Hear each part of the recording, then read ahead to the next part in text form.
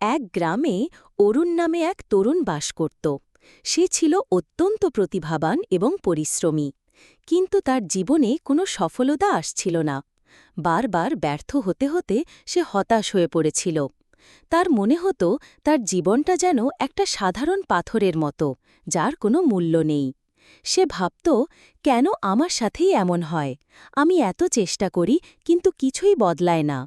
একদিন সে শুনল, গ্রামের পাশের পাহাড়ে এক বৃদ্ধ জ্ঞানী ভাস্কর বাস করেন।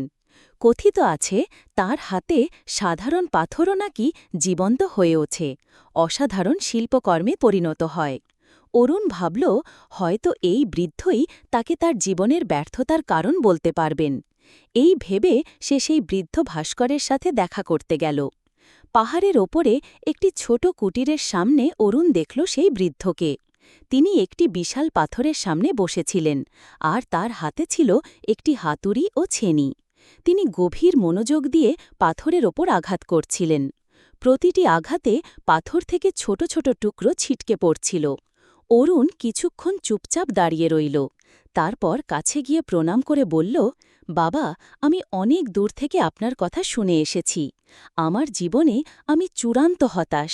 আমি জানতে চাই, একটি সাধারণ পাথরকে আপনি কিভাবে এত মূল্যবান শিল্পকর্মে পরিণত করেন, আর আমার জীবনটা কেন এমন মূল্যহীন পাথরের মতো পড়ে আছে? বৃদ্ধ ভাস্কর অরুণের দিকে তাকিয়ে হাসলেন। কোনো উত্তর না দিয়ে তিনি আবার তার কাজে মন দিলেন। হাতুড়ির প্রতিটি আঘাতের শব্দে চারপাশটা কেঁপে উঠছিল। অরুণ অধৈর্য হয়ে আবার জিজ্ঞেস করল, আপনি কি আমার প্রশ্নের উত্তর দেবেন না? এবার বৃদ্ধ কাজ থামিয়ে অরুণের দিকে ফিরলেন।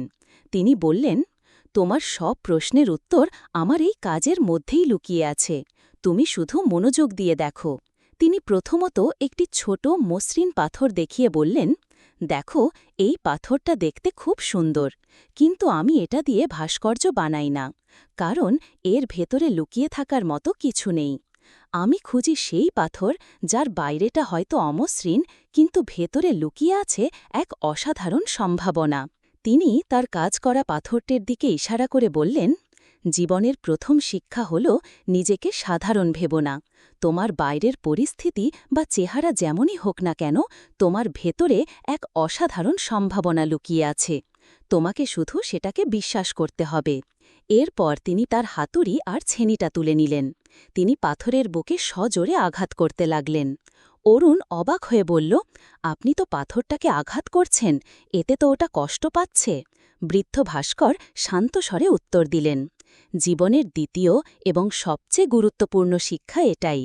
এই আঘাতগুলো পাথরটাকে ভাঙার জন্য নয়, বরং এর ভেতর থেকে অপ্রয়োজনীয় অংশগুলো ফেলে দেওয়ার জন্য।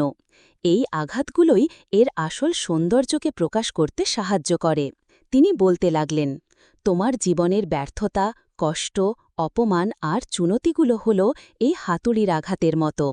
এগুলো তোমাকে শেষ করে দেওয়ার জন্য আসে না, বরং তোমার ভেতর থেকে ভয়, আলস্য, অহংকার আর অজুহাতের মতো অপ্রয়োজনীয় অংশগুলো দূর করে তোমার আসল শক্তি আর সৌন্দর্যকে বের করে আনার জন্য আসে।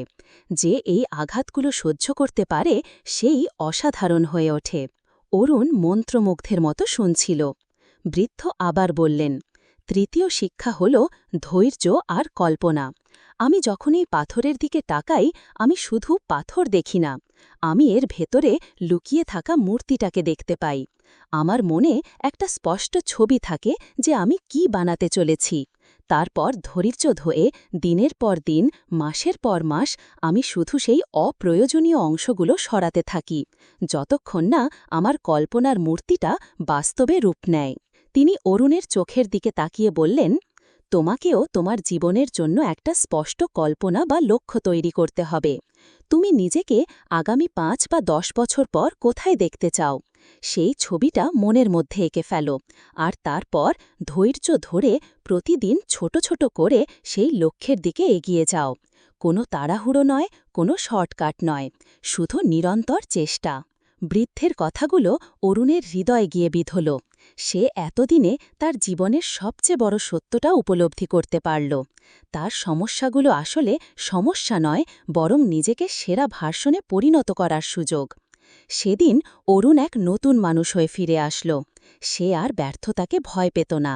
প্রতিটি চ্যালেঞ্জকেই সে হাতুড়ির আঘাত হিসাবে গ্রহণ করত এবং ভাবত এটা তাকে আরও শক্তিশালী করার জন্য। বন্ধুরা, আমাদের প্রত্যেকের জীবনটাই এমন একটা পাথর। আর সবচেয়ে আশ্চর্যের বিষয় হল, এই জীবনের ভাস্কর অন্য কেউ নয়, আমরা নিজেরাই। আমাদের হাতেই আছে কল্পনা, বিশ্বাস, ধৈর্য আর পরিশ্রমের হাতুড়ি ও